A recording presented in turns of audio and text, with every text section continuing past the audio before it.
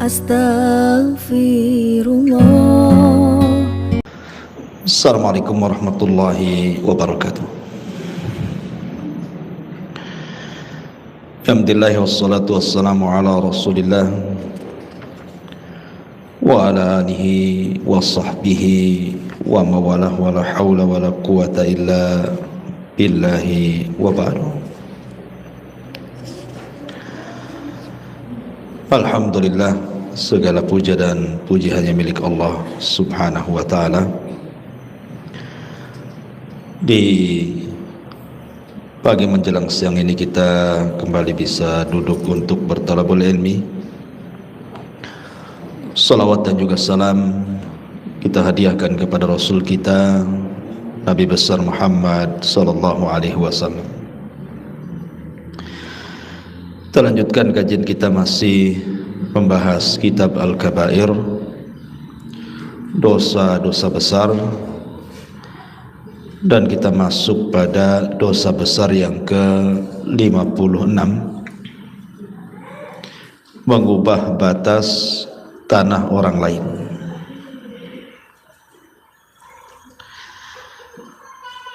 Bab ini sangat penting sekali kita bahas karena di masyarakat kita ini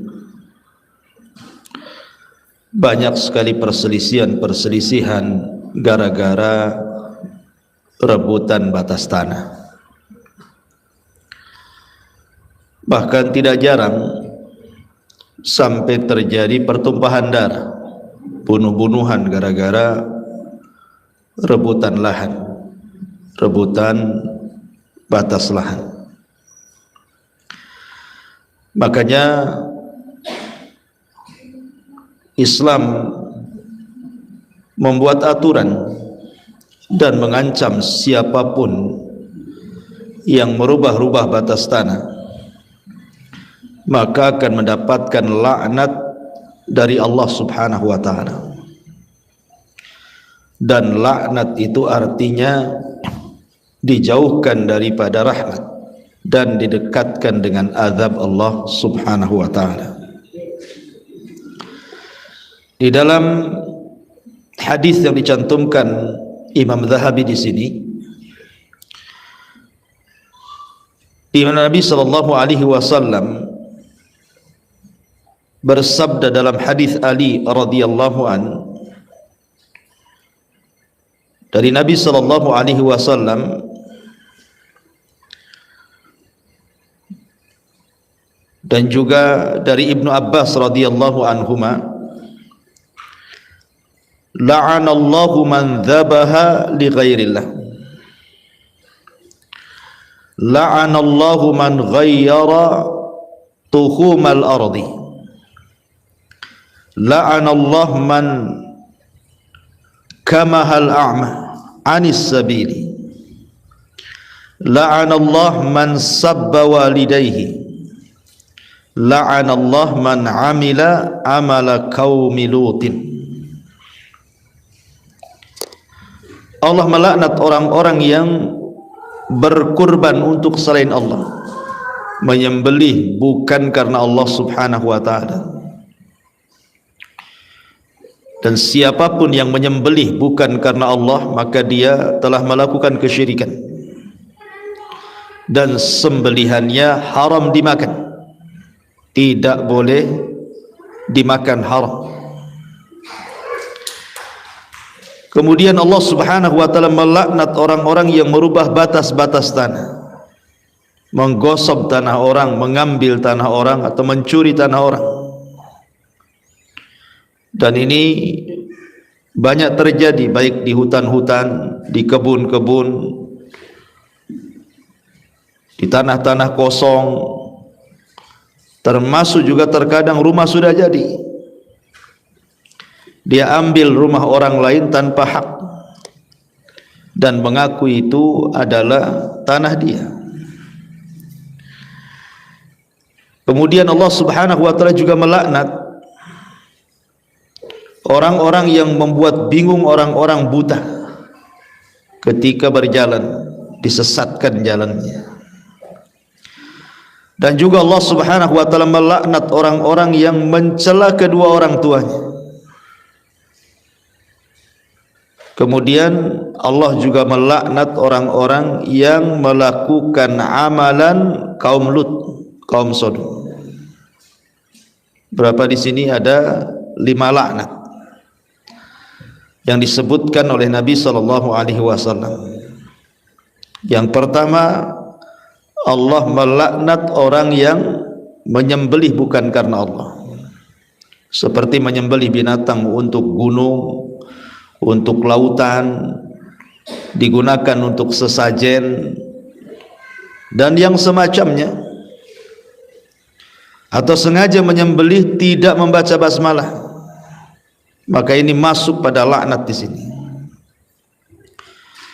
Kemudian yang kedua, Allah melaknat orang-orang yang merubah-rubah bumi.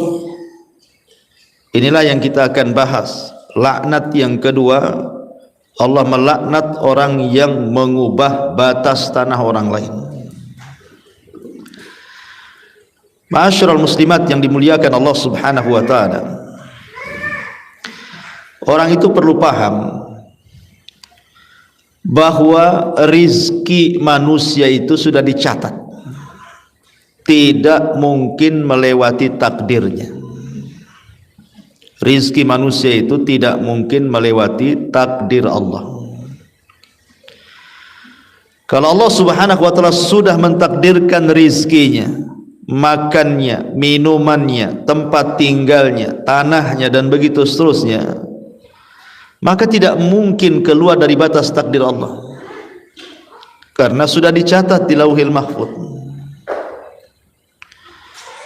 Maka orang berupaya untuk mengambil hak orang lain dengan cara menggosok tanah orang, mengambil tanah orang, merubah batas tanah orang. Hakikatnya dia tidak menambah rizkinya, karena itu bukan hak dia, sehingga berimbas kepada tidak berkah kehidupannya. Karena dia mencuri masalahnya. Tanah yang diambil dia itu bukan tanah orang lain, bukan tanah dia tapi tanah orang lain. Kalau itu dijadikan tempat tinggal, sementara dia tinggal di tanah orang yang dia ambil dan gosok, selamanya dia tinggal di tempat itu tidak akan berkah, tidak akan mendapatkan taufik dari Allah Azza wa Jalla. Bahkan kita lihat di masyarakat, ada orang yang bersitegang gara-gara tanah, tahu bahwa itu bukan tanahnya, tapi bisalah dia bersitegang dengan orang lain, entah dengan saudaranya, entah dengan tetangganya, entah dengan orang yang tidak dikenalnya, sampai bertahun-tahun rebutan tanah. Akhirnya belum pun dia menikmati tanah yang diperebutkan itu, sudah mati duluan orangnya. Ya karena memang itu bukan rizkinya. Tidak bisa kemudian dia mengambil yang bukan haknya. Jadi memang bahaya orang yang mengambil batas-batas tanah orang itu. Ma'asyiral muslimat yang dimuliakan Allah Azza wa Jalla, belum lagi itu bagian daripada kezaliman. Zalim itu milik orang lain kita ambil itu. Ada seorang syekh bercerita, Bu. Jadi seorang syekh ini punya kawan, seorang dokter spesialis di Riyadh sana. Jadi suatu ketika ada pasien yang memiliki penyakit dalam, kemudian harus dioperasi. Dokter ini biasa mengobati penyakit yang semacam itu, dan biasanya kalau habis dioperasi sembuh.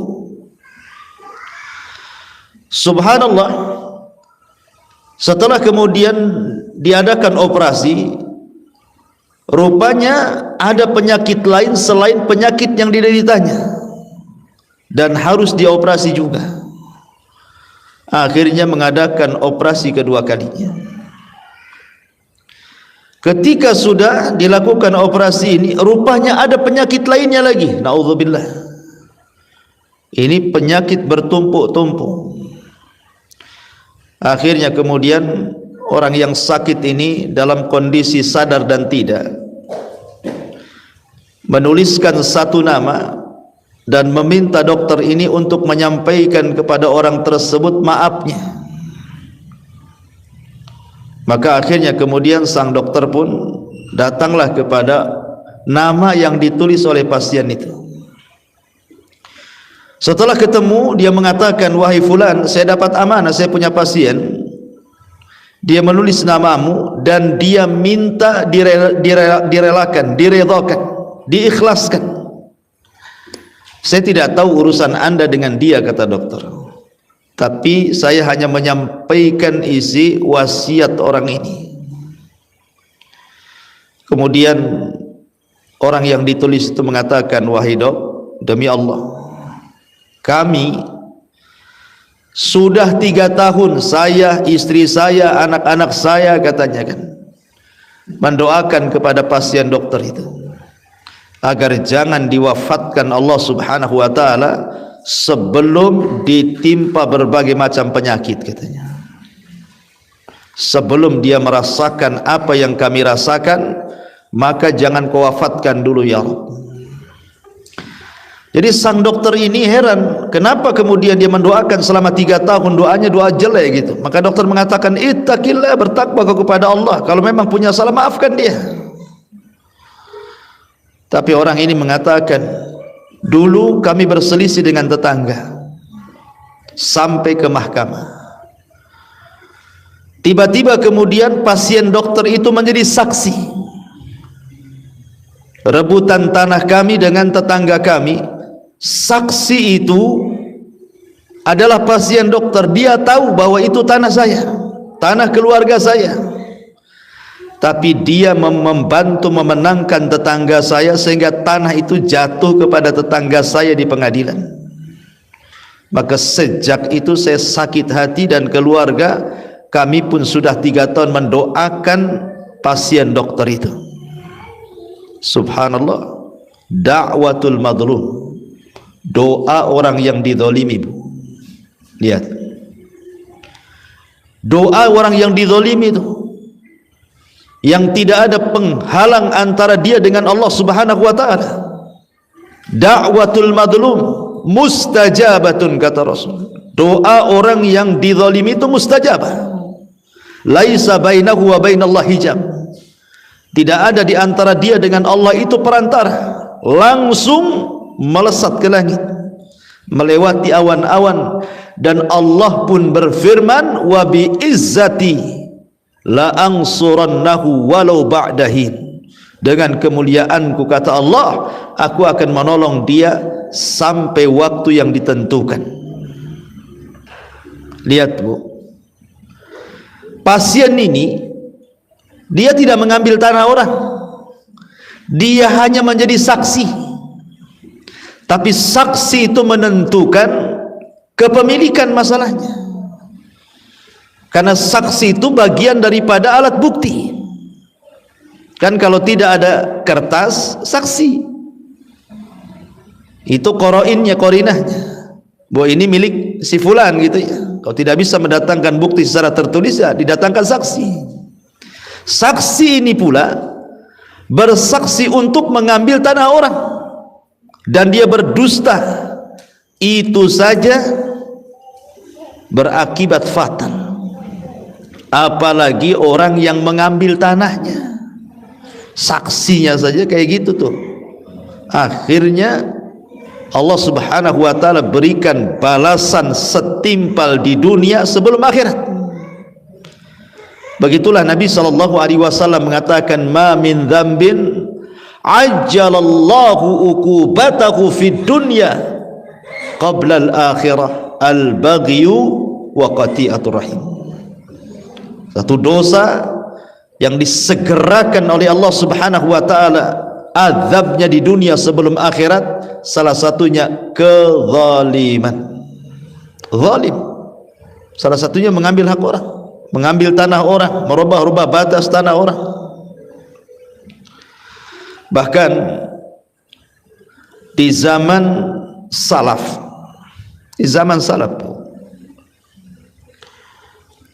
ketika itu Madinah, gubernurnya adalah Marwan, Khalifah Marwan. Dialah ketika itu masih jadi gubernur kota Madinah. Ada seorang wanita datang mengadu kepada Khalifah Marwan ini. Apa aduannya? Dia mengatakan bahwa tanahnya diambil oleh seorang sahabat Rasul namanya Zaid ibnu Amrin atau Sa'id ibn Zaid ibni Amrin ibn Naufal. Sa'id ibn Zaid ibni Amr ibn Naufal. Wanita ini datang kepada Khalifah Marwan, Gubernur Marwan, bahwa dia dizalimi oleh Sa'id katanya. Sa'id ini bu, orangnya mustajab dakwah, kalau berdoa itu dikabulkan, dan dia adalah satu di antara al-asyaratu al-mubashshiruna bil jannah, 10 sahabat yang dijanjikan masuk surga setelah Abu Bakar, Umar, Utsman, Ali, Talha, kemudian Abdurrahman bin Auf, Sa'd bin Abi Waqqas, dan begitu seterusnya. Lah Sa'id bin Zaid ini salah satunya, menikah dengan salah satu dari adiknya Umar bin Khattab radhiyallahu an Fatimah. Wanita ini mengklaim dizalimi oleh Sa'id, bahwa Sa'id bin Zaid mengambil tanahnya. Akhirnya Khalifah Marwan ini memanggil Sa'id dan mengatakan, ya Sa'id, betul engkau mengambil tanah wanita ini? Sa'id pun murka dan mengatakan, wahai fulan, wahai Khalifah Marwan, tidak mungkin aku mengambil tanah wanita ini, karena aku pernah mendengar sabda Nabi sallallahu alaihi wasallam, man zalama shibran, barang siapa yang melakukan kezaliman dengan mengambil sejengkal tanah saja, tuwiqa lahu yaumal qiyamah bisab'il aradin, maka akan dikalungkan pada hari kiamat di leher orang yang mengambil tanah itu sab'ina aradin, 7 lapis bumi. Lihat, akhirnya kata Sa'id bin Zaid, demi Allah, kalau seandainya ucapan wanita itu benar, aku menzalimi dia, maka aku akan doakan dia, semoga dia mengalami kebutaan di akhir hayatnya dan Allah wafatkan dengan cara yang tidak baik. Doa seorang sahabat, 10 sahabat yang dijanjikan masuk surga, bu, Sa'id bin Zaid. Akhirnya kemudian wanita ini setelah lama, karena dia mengambil tanah orang, tanah seorang sahabat, maka betul-betul Allah subhanahu wa ta'ala kabulkan. Rupanya nenek itu, wanita itu setelah tua buta, kemudian matinya dia masuk ke lubang di kebunnya, dia terperosok ke dalam lubang, kemudian mati di lubang itu. Lihat, terkadang orang yang mengambil tanah orang dengan bangganya kalau dia menang di pengadilan, atau merasa senang kalau seandainya bertambah tanah yang ia miliki, entah 1 meter, entah 2 meter, entah 1 hektar, naudzubillah. Lihat sabda Rasul ini, shibron itu 1 jengkal, bu. Apalah arti tanah 1 jengkal itu? Bisa untuk apa 1 jengkal, bu? Untuk kamar mandi tak bisa, untuk dapur tak bisa. Untuk apa 1 jengkal? Tempat jemuran pun tak bisa, 1 jengkal.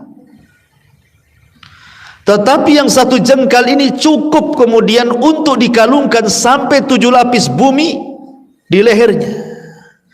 Bagaimana dengan orang yang mengambil 1 meter, 2 meter, 10 meter, 1 hektar, 2 hektar? Na'udzubillah, thumma na'udzubillah. 1 jengkal saja, kalau kita korek Bu, sampai 7 lapis bumi itu seberapa truk tuh tanahnya tuh. Itu dikalungkan itu di lehernya. Begitulah ancaman bagaimana Allah Subhanahu wa taala melarang tidak boleh mengambil hak orang lain. Bahkan saya pernah menyaksikan Bu, betul-betul saya menyaksikan kejadiannya di Batam ini. Ada kawan itu, dia ngasih tanah sama saya Bu, sekitar 5 kapling. Dia beli tanah sekitar 20 kapling, tanah kosong. Jadi yang 5 kapling itu dihibahkan ke saya. Rencananya saya waktu itu mau buat TK,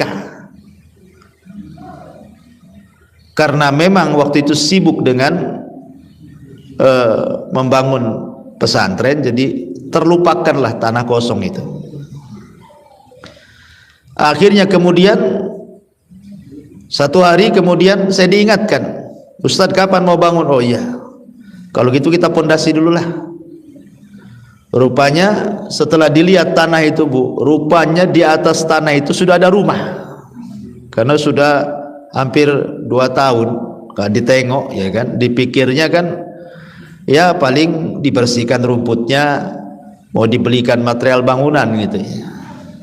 Rupanya sudah berdiri rumah di situ, rumah banyak di situ.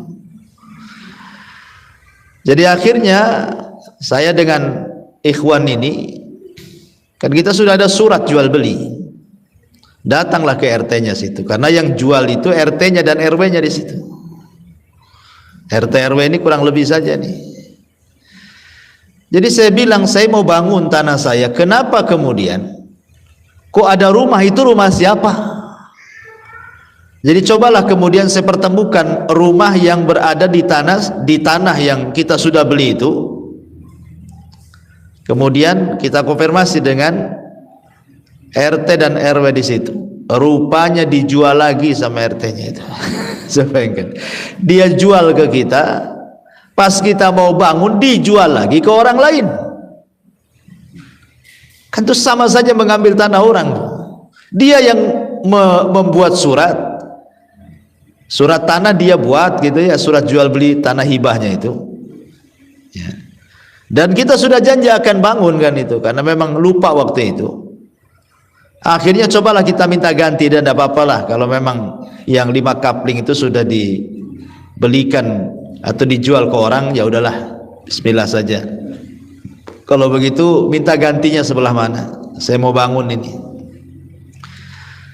Karena memang tanah di situ memang laku keras, nggak ada lagi sudah. Tanah kosong itu udah milik orang semua. Akhirnya dia hanya janji-janji saja, ya nanti kita carikan Pak, katanya. Sampai lewat sebulan, 2 bulan, 3 bulan, terus kita datang, asih begitu saja ngomongnya tuh. Akhirnya ya sudahlah kalau begitu Pak, nggak ada tanah nggak apa-apa, balikin aja duitnya. Kita mau cari tanah di tempat orang. Tak mau juga dibalik-balikan Bu, uang itu.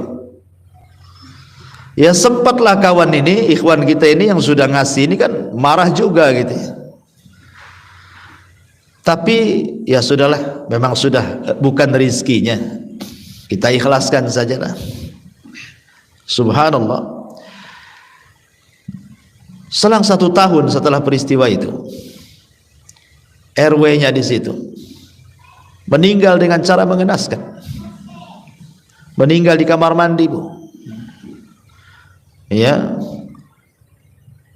Rupanya usut punya usut, malamnya dia dugem gitu ya, katanya, ceritanya seperti itu.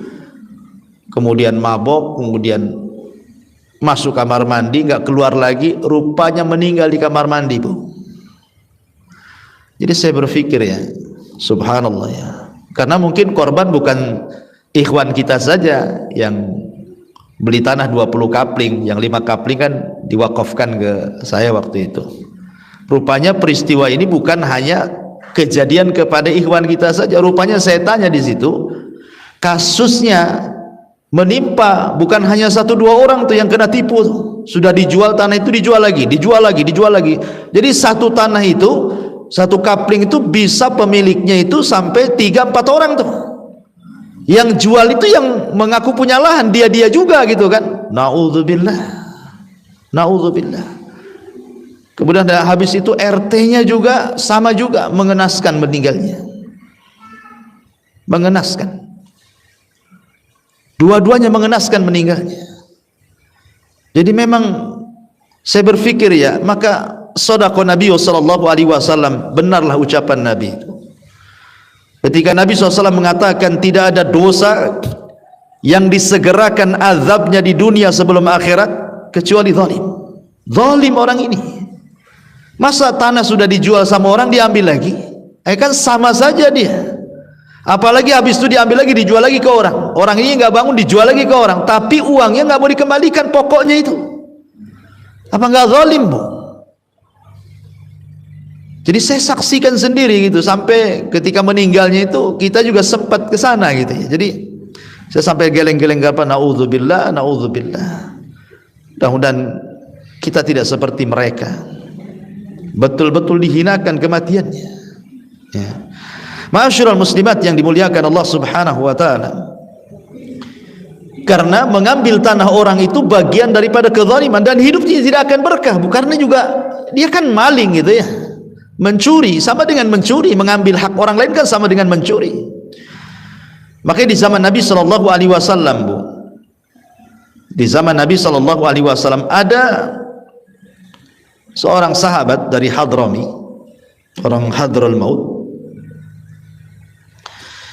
Dia berselisih dengan seorang laki-laki dari Kindi. Jadi satunya kabilahnya dari Hadraul Maut, satunya kabilahnya dari Kindi. Datang kepada Nabi sallallahu alaihi wasallam si Hadrami ini, sahabat dari Hadraul Maut ini. Kemudian mengatakan, "Ya Rasulullah, inna hadza ghalabani ala ardin kanat li abi."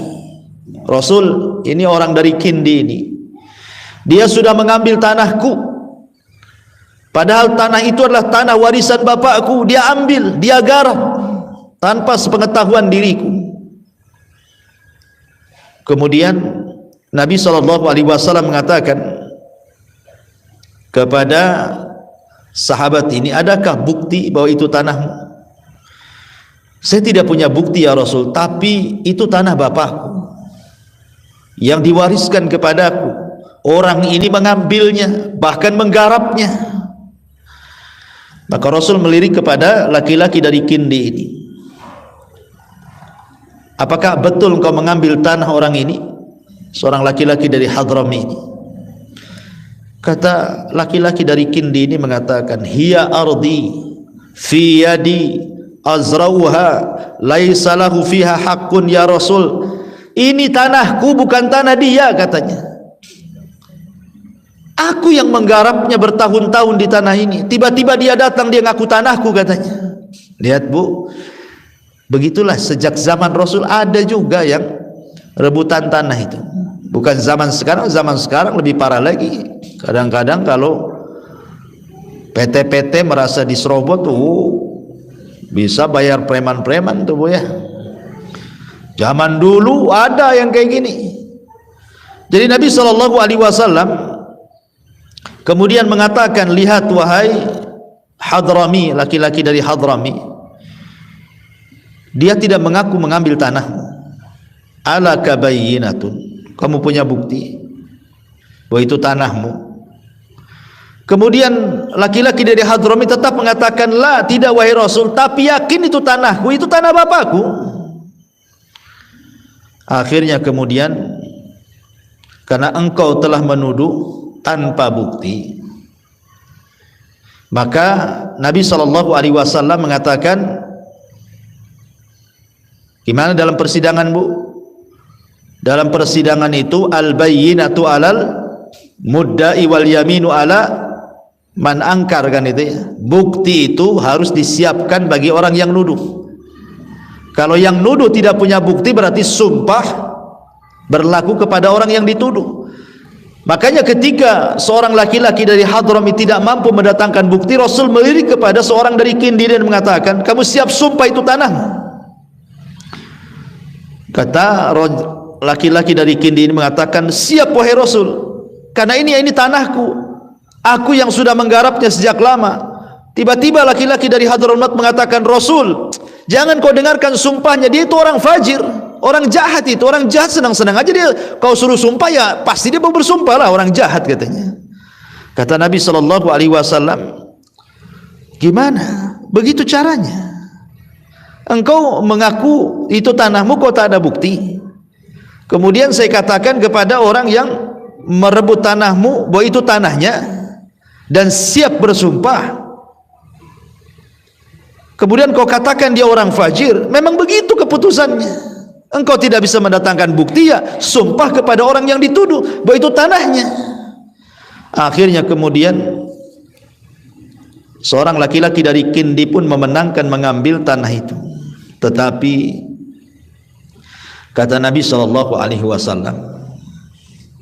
innama ana basyarun wa innakum takhtasimuna ilayya wa la'alla ba'dakum an yakuna alhan bihujjatihi min ba'din fa aqdilahu binahwi ma asma faman qadaitu lahu bihaqqi akhihi fa innama aqta'u lahu kit'atan minan nari. Kata Rasulullah, saya ini hanya manusia, kata Nabi. Terkadang ada di antara kalian berselisih, kemudian di antara orang yang berselisih itu ada yang lebih hebat omongannya.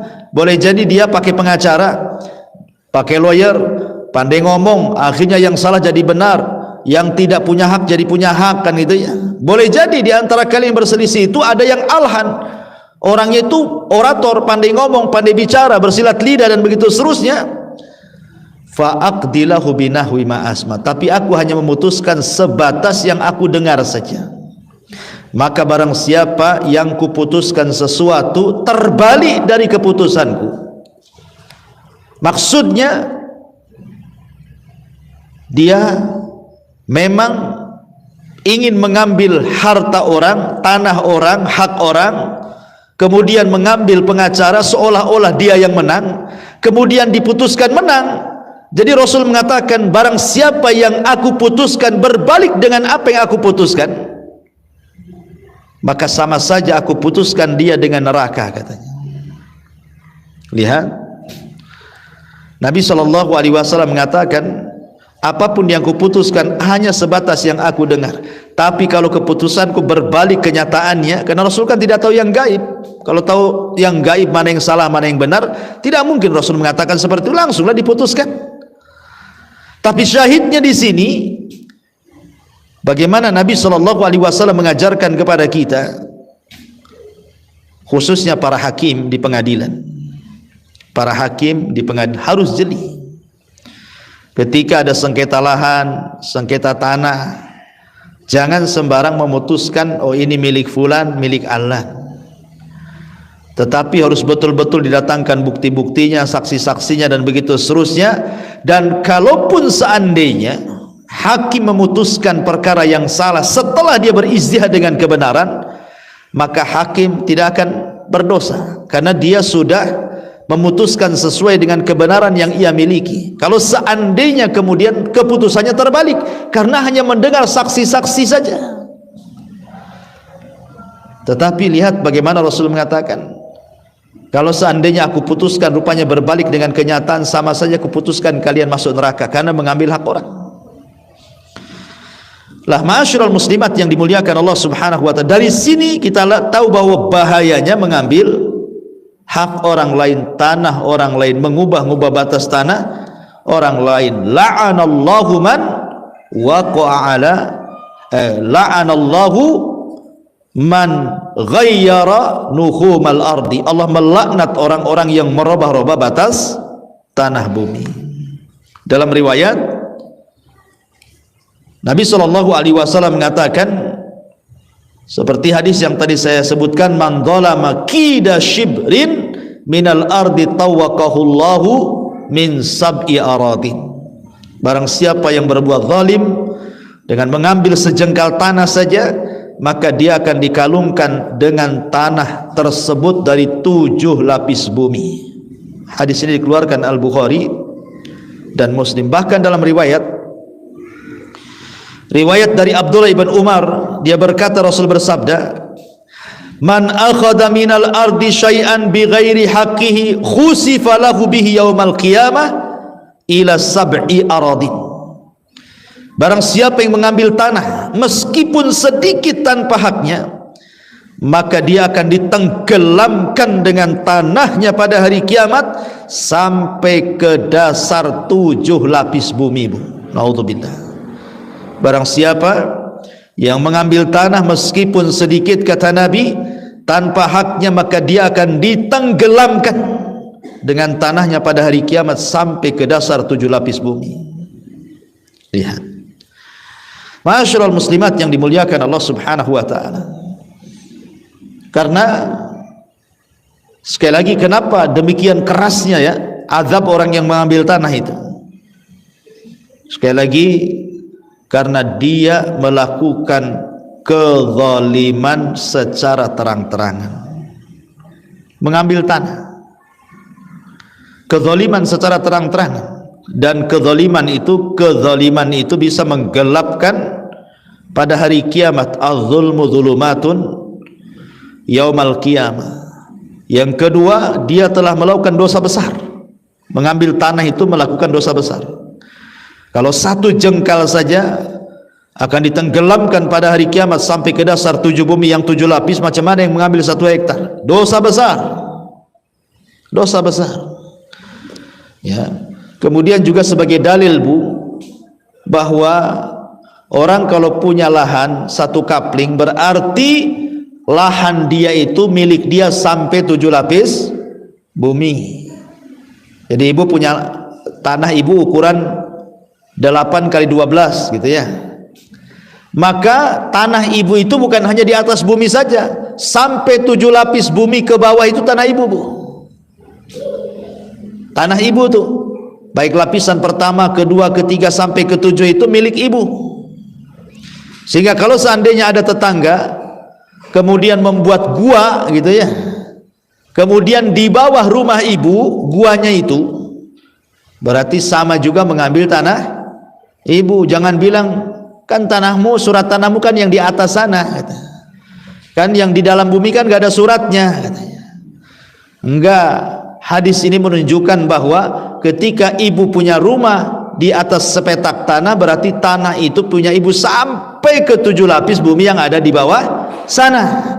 Makanya ketika dia mengambil 1 jengkal saja tanah orang, maka akan dikalungkan sampai ke bawah 7 lapis. Karena dia bukan mengambil 1 jengkal di atas saja, berarti mengambil sampai ke bawah tanah, sampai ke 7 lapisnya itu.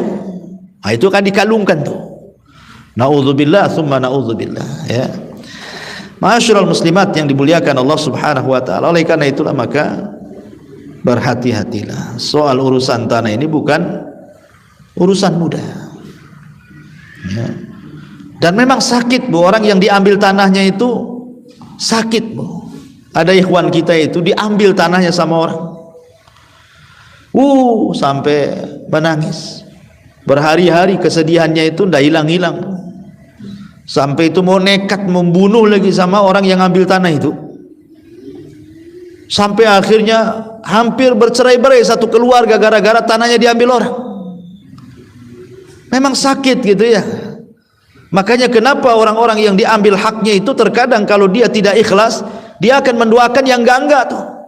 Akan mendoakan orang yang melakukan kezaliman itu dengan kebinasaan, dan lambat laun pasti doanya orang yang dizalimi itu mustajab. Karena memang sakit, Bu, diambil haknya oleh orang lain itu. Ya, karena saya juga pernah merasakan gitu ya. Diambil haknya oleh orang lain itu memang luar biasa. Ya, tetapi ingatlah, kalau seandainya kita ikhlas kepada Allah subhanahu wa ta'ala, yakin bahwa man taraka syai'an lillahi awadallahu khairan minhu. Barang siapa yang meninggalkan sesuatu karena Allah, pasti Allah akan mengganti sesuatu itu dengan yang jauh lebih baik lagi. Ya sudahlah, ikhlaskan saja. Mungkin bukan rizkinya, Karena rizki orang itu kan tidak mesti dengan halal saja, haram pun kadang-kadang dikategorikan rizki, karena rizki itu ada yang halal, ada yang haram. Tapi ada orang yang tergesa-gesa mengambil rizki dengan cara yang haram, padahal kalau dia sabar dia dapat yang halal, tapi karena tidak sabar dia mendapatkan yang haram. Makanya hidupnya tidak berkah orang-orang yang mengambil tanah orang itu. Naudzubillah tsumma naudzubillah. Wallahu alam. Ini di antara laknat yang kedua, kata Nabi sallallahu alaihi wasallam, la'anallahu man ghayyara tuhumal ardi. Kemudian yang ketiga, la'anallahu man kamahul a'ma anis sabil. Allah melaknat orang-orang yang membuat bingung jalannya orang buta. Sudah buta dipermainkan, mengantar orang buta ke yang bukan alamatnya. Ini sama juga dengan merubah-rubah ini, Bu. Merubah-rubah batas, pelang-pelang arah. Kan kadang-kadang orang yang, contoh nih ke Batam, orang ini tidak pernah ke Batam, Bu. Akhirnya dia pun rental mobil, setir sendiri gitu ya. Kan lihat di jalan-jalan tuh arah ke Batu Haji, arah ke Nagoya, arah ke Jodoh, arah ke Batu Besar, arah ke Bengkong kan. Kemudian dimain-mainkan pula, pelangnya itu diarahkan harusnya ke Batu Haji, diarahkan pula ke Batam Center, Bu. Ini masih mendingan, Bu, kalau di kota ya kan. Tapi kalau ngerubah-rubah jalan umpamanya di padang pasir atau di hutan, kemudian pelangnya dibuat main-main, diarahkan ke tempat lain, ini orang bisa mati, Bu. Umpamanya diarahkan ke sini, rupanya ke hutan belantara atau ke padang pasir yang nggak ada ujung. Nah, ini kan mencelakakan orang ini. Nah, itu juga sama itu. Ya hukumnya dengan man kamahul a'ma anis sabil, menyesatkan orang buta dari jalan gitu ya. Allah melaknat orang kayak gini nih. Kemudian yang nomor 4, la'anallahu man sabba walidayhi. Allah melaknat orang yang mencela kedua orang tuanya. Sahabat ketika mendengar hadis ini bingung dan mengatakan, Rasul, bagaimana ada seorang anak mencela kedua orang tua? Karena di mata para sahabat itu tidak ada amalan tertinggi setelah tauhid melebihi birrul walidain. Melebihi birrul walidain. Jadi orang-orang tua itu sangat dihargai, dihormati luar biasa di zaman itu. Sehingga wajar kemudian para sahabat mengatakan, Rasul, mana ada anak mencela orang tuanya, katanya. Maka Rasul mengatakan, ada, kata Rasul. Engkau mencela orang tua orang lain, kemudian anaknya tidak terima, anaknya pula mencela orang tua kamu. Seperti kita mengatakan, dasar bajingan orang tuamu, anaknya enggak terima, ngomong pula orang tuamu lebih bajingan lagi. Nah, itu sama dengan melaknat orang tua kita sendiri lewat lisan orang karena kita mencela orang tua orang lain. Ya, maka hati-hati. Yang seperti ini saja dianggap mencela orang tua, padahal yang mencela orang lain. Tapi yang menyebabkan orang lain mencela orang tua itu kita gitu. Apalagi orang yang telak-telak dia mencela orang tuanya sendiri, naudzubillah. Dicacinya orang tuanya, dimakinya, direndahkannya dengan lisannya, apalagi sampai dengan tangannya. Dibuat orang tuanya lapar, dibuat orang tuanya sedih, dibuat orang tuanya sakit, apalagi sampai tingkat membunuh, naudzubillah. Seperti yang terjadi di negeri kita ini, ada loh anak bunuh orang tuanya. Akalnya di mana tuh? Gara-gara minta sepeda motor nggak dikasih, dibantai orang tuanya. Gara-gara ingin dapat waris cepat, diracun orang tuanya. Nah, ini sudah durhaka, di atasnya durhaka lagi nih. Ya. Maka Rasul mengatakan, la'anallah man sabba walidayhi. Allah melaknat orang yang mencela kedua orang tuanya. Dan yang terakhir, la'anallahu man amila amala qaumi lutin. Allah melaknat orang-orang yang mengamalkan perbuatan kaum Lut, LGBT. Subhanallah. Di Batam ini, jangan cerita Indonesia, Bu. Di Batam ini loh, banci-banci kaleng itu banyak. Bahkan saya ini punya pengalaman, apa udah diceritakan nggak sama ibu tuh? Saya subuh-subuh itu kan ada jadwal Bu di Puskopkar itu. Ya, setiap Jumat Sabtu itu di Darul Ihsan, bukan Puskopkar, dia Darul Ihsan. Di Masjid Darul Ihsan itu saya Jumat, Sabtu subuh itu ada jadwal di sana. Jadi jam 3 sudah bangun. Setengah 4 saya berangkat dari rumah nih. Karena mungkin malamnya kurang tidur Bu, itu menjelang setengah jam tuh mau subuh. Jadi saya parkirkanlah di depan pasar second di Puskopkar itu Bu. Saya tidak tahu kalau di situ sarangnya banci, ya Bu ya. Jadi mobil itu ya namanya ngantuk, daripada saya celaka ya saya mau tidurkan entah 5 menit 10 menit jadilah, daripada nggak tahan ngantuk. Sekali baru mau baring tuh, jadi kursi mobil saya rebahkan, baru mungkin 2-3 menit mau baring, rupanya mobil tuh, kaca mobil ada yang ngetuk kan itu, tuk tuk tuk, bang bang katanya. Subhanallah, pas saya turunkan banjir langsung saya gas kaki 1000 Bu, langsung hilang ngantuknya, asli hilang ngantuknya tuh. Langsung saya udah langsung ngacir langsung ke masjid. Ya Allah ya Rabbi, coba itu sudah qiraah, itu mau menjelang azan, masih pula keliaran banci-banci kaleng kongguan tuh nggak jelas tuh, coba kan. Ya. Ini di Batam, ini saya pengalaman itu. Saya kira apa dia mau nanya apa, bang itu banyak banci.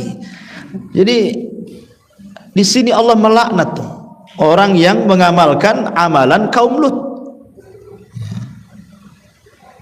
Ya, homoseksual, LGBT dan yang lainnya, itu ngeri loh. Tidak ada azab sengeri mereka dalam Al-Quran yang dijelaskan oleh Allah Subhanahu wa ta'ala. Negerinya diangkat, dihujani batu, ditumpahkan lagi ke bumi. Sayangnya pemerintah kita tidak tegas masalahnya, sehingga populasi mereka itu semakin banyak, akhirnya sampai pula lah ke tingkat mereka itu minta dilegalkan pernikahannya kan. Mudah-mudahan pemerintah kita tidak mengizinkan. Sampai saya dengar itu di Jawa Tengah tuh, di mana itu, sampai sebagian mereka itu ada yang membuat fikih LGBT Bu. Gimana sholatnya orang banci, gimana wudunya orang banci lah. Di mana itu saya pernah dengar itu. Nggak ada fikihnya orang banci itu. Karena Allah hanya menciptakan Adam dan Hawa saja, nggak ada yang diciptakan tengah-tengah antara Adam dan Hawa, itu nggak ada. Laki-laki orang itu kalau nggak laki-laki sejati ya perempuan sejati, itu saja. Nah, jadi Allah melaknat ini orang-orang seperti ini. Dalam riwayat la'anallahu, dan yang kelima la'anallahu man waqa'a ala bahimatin. Allah melaknat orang-orang yang menyetubuhi hewan. Nah, dulu kan ada Bu cerita orang kawin sama kambing kan Bu. Coba bayangkan, kawin pula sama kambing. Kayaknya kurang perempuan di dunia ini. Kambing jadi sasarannya. Entah dari segi mana dia memandang cantiknya kambing itu. Aneh gitu ya. Laila Majnun saja, ada laki-laki namanya Majnun, suka dengan Laila, tapi dia tidak bisa menikah dengan Laila karena tidak diizinkan orang tuanya. Akhirnya dia pun menyendiri ke hutan. Laparlah dia di hutan itu. Tapi kalau datang malam hari senanglah dia, karena malam hari tersebut namanya. Malam kan secara bahasa Arab apa Bu? Lail. Oh, datang kekasihku, kata Laila. Kalau siang dia nggak suka, karena bahasa Arabnya siang bukan kekasihnya, nahar kan. Jadi kalau malam senang, kalau siang nggak suka dia itu. Jadi suatu ketika dia lapar, berburulah dia di hutan itu, nampak ada kijang, dipanah kena kakinya, jatuh kijang itu. Ketika dia ambil pisau, ambil digorok Bu, dia pandang mata kijang itu. Kemudian dia berpikir, kok matanya sama dengan Laila katanya. Akhirnya dilepas kijang itu Bu, karena matanya sama dengan Laila katanya. Artinya bahwa kisah Laila Majnun saja melihat binatang dilepas gitu ya, tidak kawin sama binatang, dia tetap yang terpikir perempuan kekasih dia. Ini pula lo nggak pikir perempuan, dipikir kambing dia. Nah, ini yang viral, entah kemudian belakangan akhirnya katanya hanya untuk konten, untuk apa, tapi nggak layak gitu ya. Masa buat konten-konten kayak gini? Ini kan memberikan edukasi yang nggak bagus, pelajaran yang nggak bagus kan itu ya. Kok nikah sama binatang? Jangan kan nikah pacaran sama binatang, ya nggak jelas, nggak boleh. Binatang itu ya binatang, ya kehidupannya sendiri, jangan diganggu. Sebagaimana kita juga manusia punya kehidupan sendiri. Ya, ini diantara 5 laknat yang Nabi SAW jelaskan, tapi inti pembahasannya adalah la'anallahu man ghayyara tuhumal ardi. Allah melaknat orang yang merubah-rubah batas tanah. Taib, sampai di sini Bu. Sebelum saya tutup silakan kalau ada yang bertanya.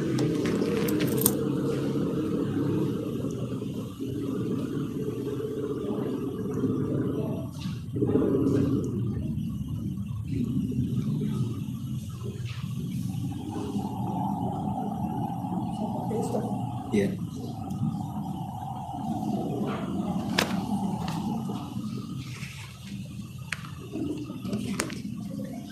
Ya, di sini ada soalan. Assalamualaikum Ustaz. Waalaikumsalam warahmatullahi wabarakatuh. Izin bertanya ya. Satu, jika seseorang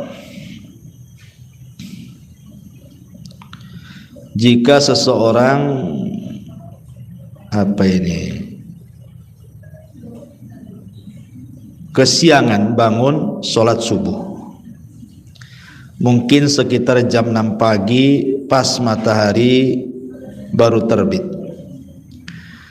apakah ia boleh langsung melaksanakan sholat subuh pada waktu itu? Iya. Nabi SAW bersabda, man nama an salatin aw nasiyahu, man nama an salatin aw nasiyahu falyusalli idza dzakarahu.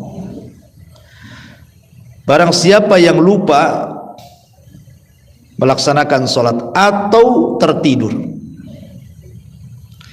man nama an salatin aw nasiyaha, ataupun dia lupa dengan salatnya, falyusalli, hendaklah dia salat ketika ingatnya. Falyusalli idza dzakaraha. Itu ya mungkin hadisnya. Man nama an salatin aw nasiyaha falyusalli idza dzakaraha. Nah, gitu lafadznya. Barang siapa yang tertidur karena salat atau lupa melaksanakan salat, maka salatlah ketika ingatnya. Karena fadzaka waktuha, itulah waktunya. Jadi ketika dia ingat langsung salat, Bu. Langsung salat. Itu umumnya hadis Nabi SAW. Adapun larangan salat ketika terbit matahari dengan disuruh menunggu satu tombak, ya, itu bagi salat-salat sunnah, salat syuruk, gitu ya. Tidak berlaku kepada orang yang melaksanakan qadha salat wajib. Jadi karena Rasul mengatakan salatlah ketika ingat, tanpa melihat matahari terbit, sudah terbit, sedang terbit, gitu ya. Pokoknya salat ketika ingat. Karena itu salat wajib, gitu ya. Sebaiknya langsung salat. Ini yang pertama, Allahu a'lam.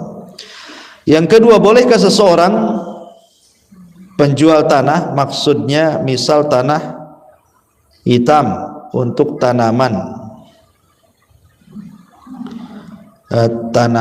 dari lahan yang tidak tahu siapa pemiliknya, apakah halal uang hasil penjualan tanah tersebut, dan bagaimana juga hukumnya bagi pembeli tanah tersebut? Ya tidak bolehlah mengambil tanah orang, gosop namanya, Bu. Izin, ya, izin dulu. Jangankan ngambil tanahnya, sholat di tempat tanah orang nggak ada izin saja diperselisihkan apakah sah atau tidak. Sholat, Bu, di tanah orang, kalau orang itu nggak suka, itu kan gosop namanya, ya. Itu diperselisihkan apakah sah atau tidak, walaupun pendapat yang kuat sah, gitu ya, tetapi kan tetap haram, tidak boleh karena gosop, dosa. Apalagi mengambil sesuatu dari tanah orang, berupa tanahnya lagi, kan, gitu ya. Sebaiknya minta izin. Sebaiknya minta izin. Beda kalau mungkin tanah milik negara, gitu ya. Nah, tapi kalau sudah tanah itu tanah milik orang, pribadi orang, jelas ada suratnya, itu kebun orang, sebaiknya izin. Sebaiknya izin. Bagaimana yang membelinya? Yang membelinya kan tidak tahu, Bu. Kecuali penjualnya ngomong, ini saya jual tanah, ngambil di tanah orang lain. Lain nggak usah belilah. Kan penjualnya nggak ngomong, Bu. Ya ibu kan lihat dohirnya dia jual tanah, ibu beli. Ya penjual nggak ada masalah, kecuali ibu tahu ya. Tapi yang jual ini masalah, sebaiknya izin, jangan ngambil-ngambil milik orang. Wallahu a'lam. Iya. Jika di samping rumah ada sisa lahan itu, Ustaz, dan di samping rumah itu pemilik rumah yang di samping lahan itu menanam tanaman gitu, itu boleh atau tidak? Menanam tanaman Di lahan kosong sebelah rumah. di lahan kosong sebelah rumah. Lahan itu punya siapa? Punya jalan, berarti Punya jalan. Punya umum, punya negara lah ya. Itu mungkin pasum. Ya saya kira kalau punya negara insya Allah nggak ada masalah. Cuman kalau dia mau mengambil untuk peluasan jalan ya harus rela kalau diambil sama negara gitu kan. Kadang-kadang enggak gitu, kasihan negara ini kadang-kadang gitu harus gusur gitu ya. Padahal dia berdiri di rol jalan, jelas-jelas rol jalan pula, dibangun pula di situ. Ketika pemerintah mau ngeluasin jalan untuk umum, marah pula minta uang ganti. Ya kan, artinya ya kalau hanya sekedar memanfaatkan dan itu bukan lahan orang, lahan negara, insya Allah tidak ada masalah. Tapi kalau negara mau ngambil ya harus diikhlaskan lah ya, jangan dipersulit. Apalagi peluasan jalan kan jelasnya kemaslahatannya orang ramai ya. Dia mau luasin jalan kan untuk orang lah, untuk orang ramai, untuk rakyat gitu ya. Wallahu a'lam. Ya. ada yang tanam, tanpa izin kita, tanam itu buah gitu, Ustaz. Hasilnya itu Jadi ibu punya lahan kebun, kemudian ada orang lain nanam di kebun ibu. Apakah tanaman orang lain itu milik ibu gitu ya? Karena kan dia nanam di tempat ibu ya. Apakah hasilnya ibu ambil juga? Ya. Begini Bu, ada kasus di zaman Nabi. Jadi ada orang itu beli lahan, tapi dia hanya jual tanahnya saja. Adalah satu pokok kurma itu dia tidak jual. Tanahnya dia jual, pohon kurmanya tak dijual. Akhirnya kemudian orang yang punya pohon kurma ini bolak-balik masuk kebun tuh, sehingga menyakiti yang punya lahan. Dia kan sudah jual lahannya, masa pohon kurmanya tak dijual gitu ya. Jadi bolak-balik itu. Jadi akhirnya yang membeli lahan ini, sudahlah beli, juallah sekalian pohon kurmamu itu. Kau sudah menyakiti kami, masih bolak-balik masuk kebun kami aja katanya. Dia mengatakan tidak, saya nggak akan jual pokok kurma itu katanya. Kamu menyakiti saya. Ya gimana, itu kan pokok kurma saya katanya. Sampailah kepada Nabi. Ya. Maka diceritakan, Rasul, saya beli lahan sama dia, tapi pohon kurmanya pula tak dijual. Saya berusaha membelinya tapi dia tak kasih. Padahal dia menyakiti bolak-balik masuk kebunku itu. Maka Rasul mengatakan kepada pemilik kurma itu, jual kepada saudaramu. Berapa harganya? Supaya dia tidak tersakiti. Depan Nabi pula dia mengatakan tidak, aku tidak akan jual. Maka Rasul mengatakan kepada pemilik lahan, tebang kurmanya, buang kayunya katanya. Jadi ibu bisalah gunakan riwayat ini kepada orang yang nanam itu. Kamu kan sudah nanam di kebun saya, ini kan tanah saya. Ya udahlah, berapalah pohon pisang yang kau tanam itu gitu Bu. Nanti jadi milik ibu. Oh, per pohonnya 300, kasih 300. Jadi nggak boleh lagi dia hak mengambil pisangnya. Kalau dia tak mau Bu, boleh ibu tebang buang. Ini tanah-tanah saya, ngapain kau di tanah saya pula gitu. Tapi kalau kemudian ada kesepakatan lebih baik lagi, kata yang punya tanam, ya sudahlah karena saya ini tanah kamu tapi pohon-pohon saya, gimana kalau kita bagi dua, kan asik Bu kalau begitu ya, jelas itu ya. Tapi kalau dia tanam hasil diambil dia, kita yang punya lahan tak dapat apa-apa, boleh Bu ambil tanamannya, buang. Setelah kita diskusi, kita beli tak mau, ya sudah, suruh pindah dia, cari tempat lain. Itulah wallahu a'lam, mungkin begitu solusinya. Ya. Taib, sampai di sini. Subhanakallah bihamdika asyhadu an la ilaha illa anta astaghfiruka wa atubu ilaik. Allahu ta'ala alam. Assalamualaikum.